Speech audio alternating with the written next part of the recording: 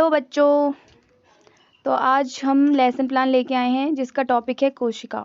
तो आज सेल पर लेसन प्लान बनाएंगे।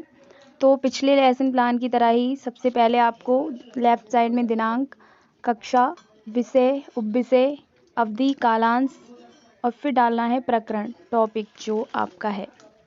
उसके बाद आपको सामान्य उद्देश्य लिखने हैं जो कि विषय से संबंधित होते हैं, जिस विषय का आप लेसन प्लान बना रहे हैं। ये विज्ञान का लेसन प्लान है तो आपको विज्ञान विषय के सामान्य उद्देश्य लिखने होंगे।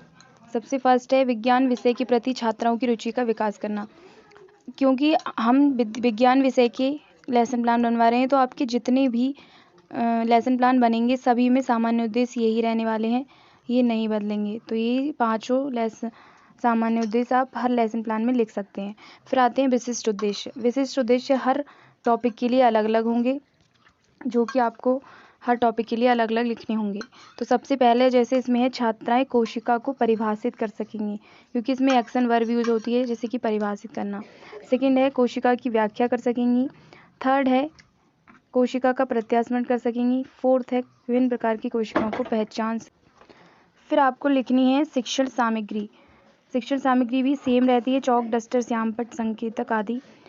फिर पूर्व ज्ञान भी हमेशा सेम ही रहता है, लेकिन उससे संबंधित होता है जैसे कि छात्राएं कोशिका, यहाँ पे गलत लिख गया है, पौधों के बारे में, कोशिका के बारे में सामान्य जानकारी रखती हैं। फिर आपका नेक्स्ट आता है, एक पेज लेना है और उस पर आपको कॉलम बनाने हैं। फर्स्ट कॉलम में वही शिक्षण बिंदु, विशिष्ट, सेकेंड में विशिष्ट उद्देश्य और थर्ड में छात्रा अध्यापिका क्रियाएं। सबसे पहले आपको प्रस्तावना करनी होती है जिसमें आपको क्वेश्चन करने होते हैं। तो क्वेश्चन लिखने हैं आपको 4 या 5 क्वेश्चन लिख सकते हैं, इससे ज़्यादा नहीं। तो फर्स्ट क्वेश्चन है कि घर किन किन पदार्थों से मिलकर बना होता है, तो आपको इसका आंसर लिखना होगा। सेकंड पेज पे आपको एक और टेबल बनानी है, 3 टेबल, छात्र छात्राएं क्रियाएं, शिक्षण सहायक सामग्री या विधि और मूल्यांकन। छात्र छात्राएं क्रिया में आपको जो छात्राएं या छात्र जवाब देंगे, आंसर करेंगे, वो लिखने हैं। और विधि में जो विधि आप इस्तेमाल कर रही हैं, और मूल्यांकन में अभी आपको क्वेश्चन करने होते हैं जब आप टॉपिक पढ़ा देते हैं एक।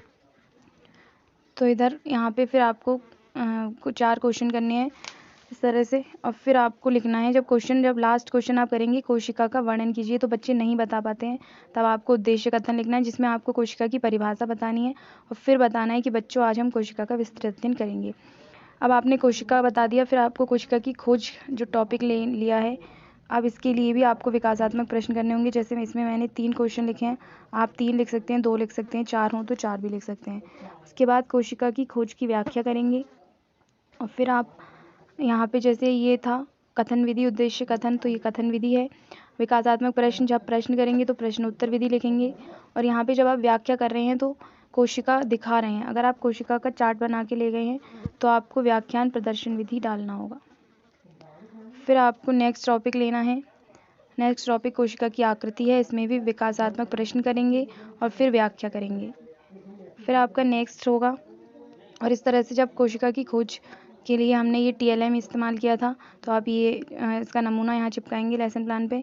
और श्यामपट्ट पे भी अगर आपने श्यामपट्ट का इस्तेमाल किया है तो यहाँ पे लिखना है आपको जो जो लिखा है श्यामपट्ट पे। और कोशिका की आकृति में भी ये TLM इस्तेमाल किया है, अगर ये आपको बना के ले जाना है।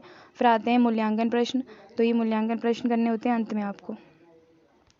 फिर उसके बाद सेकंड है कोशिका की संख्या, फिर इसके लिए विकासात्मक प्रश्न, व्याख्या, और फिर आपका नेक्स्ट आपको यहाँ पे आंसर, सेकंड पे आंसर लिखने होते हैं, या आमने सामने रहते हैं दोनों पेज।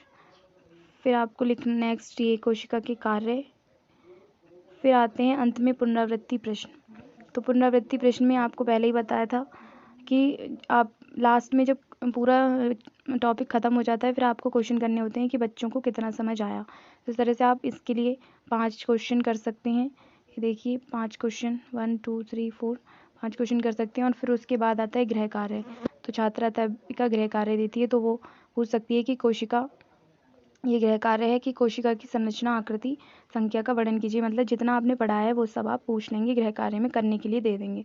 लास्ट में श्यामपट्ट सार आता है, तो श्यामपट्ट सार में आपको वही सब जो भी आपने पढ़ाया था, जैसे कोशिका की खोज, कोशिका की आकृति, कोशिका की संख्या और कार्य तक आपने पढ़ा है, तो वो सब आप लपेट श्यामपट्ट सार में लिख सकते हैं, जो पूरा टॉपिक का सार होता है। तो ये था हमारा आज का लेसन प्लान। आई होप कि आपको पसंद आया होगा, और इस तरह के और लेसन प्लान देखने के लिए चैनल को सब्सक्राइब करें और बने रहें हमारे साथ। धन्यवाद।